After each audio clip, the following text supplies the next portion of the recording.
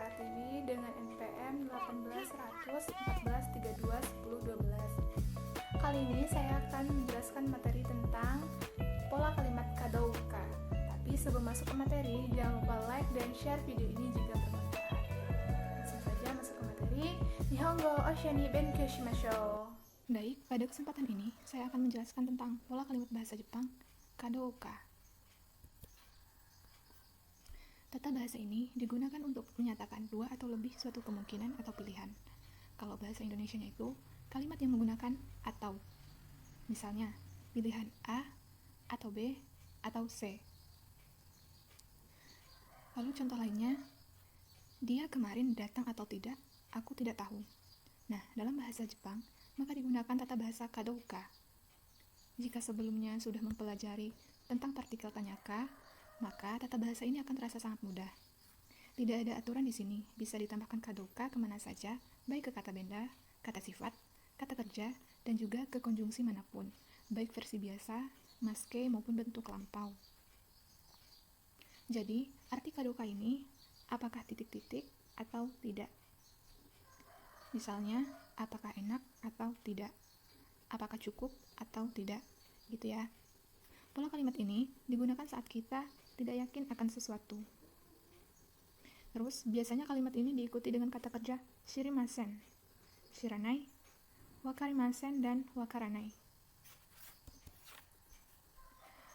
Cara membentuk kalimat kadouka ini gampang banget. Semuanya bentuk biasa ditambah kadouka. Bentuk biasa di sini maksudnya kalimatnya itu bentuk biasa ditambah kadouka. Seperti kata kerja bentuk biasa ditambah kadouka. Oshieru kadouka, bilang atau tidak ya? Lalu ada kata sifat i ditambah kadouka. Yashashi kadouka, baik atau tidak ya? Terus ada kata sifat na ditambah kadouka. Shizuka kadouka, hening atau tidak ya? Dan terakhir kata benda ditambah kadouka. Hiroshin kadouka, orang tuanya atau bukan. Contoh kalimat kadouka. Sebelumnya, dari penjelasan sebelumnya, pola kalimat kadouka ini bisa dengan versi bentuk biasa, bentuk maske, dan bentuk lampau. Bedanya itu terletak pada kata sebelum kadouka. Apakah kata tersebut bentuk kamus atau futsuke, bentuk take, atau bentuk lampau, maupun bentuk maske.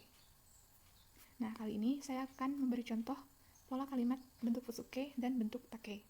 Pertama, bentuk futsuke, yaitu kata kerjanya berbentuk kamus. Nihongo no ryoku shiken wo ukeru kadouka mada kimete imasen. Saya belum menentukan nih, apakah mengikuti ujian kemampuan bahasa Jepang atau tidak. Nihongo no ryoku shiken di sini artinya ujian kemampuan bahasa Jepang, atau lebih dikenal dengan JLPT. Ukeru di sini yaitu mengikuti. Nihongo no ryoku shiken wo ukeru kadouka mada kimete imasen.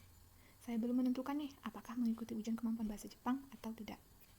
Lanjut ke bentuk lampau. Oke, kata kerja bentuk lampau. Kesa, kusuri wo mau nonda kadouka wasuremashita. Lupa, tadi pagi udah minum obat atau belum? Tadi pagi udah minum obat atau belum? Lupa nih. Gitu. Kesa, kusuri wo mau nonda kadouka wasuremashita. Kesa, tadi pagi. Nonda. Nonda ini bentuk lampau dari kata nomimas, minum. Kesa kusuri wo mau nonda kadouka wasuremashita. Lupa nih, tadi pagi udah minum obat atau belum? Contoh kalimat kadouka selanjutnya. Kyou ana-chan wa suseki suru kadouka wakarimasen. Aku tidak tahu hari ini Ana masuk atau tidak. Suseki suru artinya hadir. Kyou ana-chan wa suseki suru kadouka wakarimasen. Setelah kadouka, wakarimasen. Wakarimasen ini bisa diganti dengan shirimasen atau shiranai, nggak tahu. Kyou ana-chan wa suseki suru kadouka shirimasen. Nggak tahu hari ini Ana masuk atau tidak, gitu ya.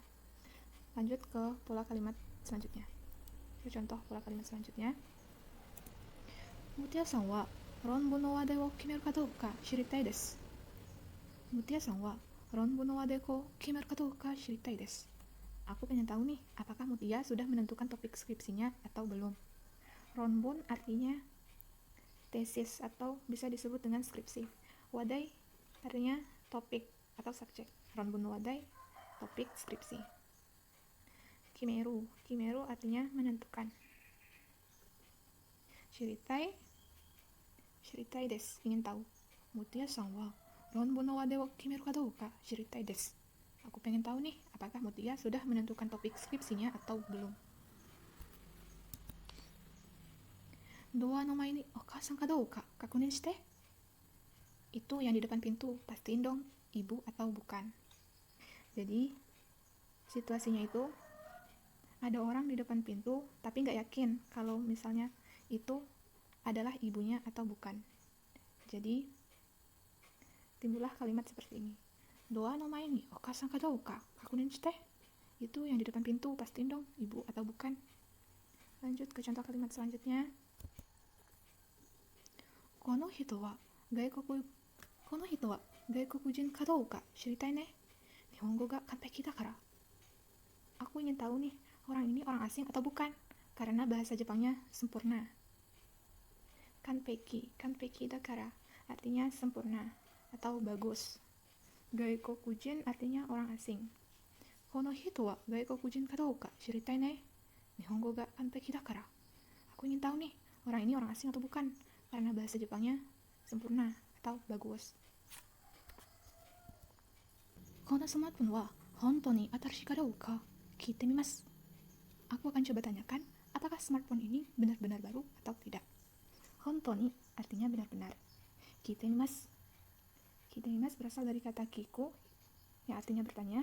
Kiite mimasu artinya coba bertanya.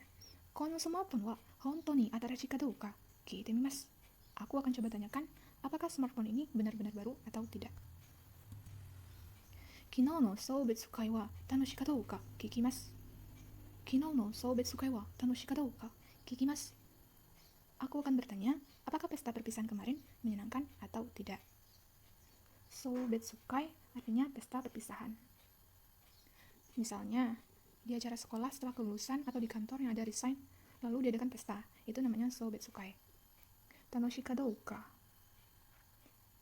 Tanoshi ka douka artinya menyenangkan. Kikimasu. Sebelumnya kiite mimasu, sekarang kikimasu. Jadi kikimasu ini artinya lebih tegas daripada kiite mimasu. Penggunanya lebih tegas daripada kiite mimasu. Jadi di sini digunakanlah kikimasu.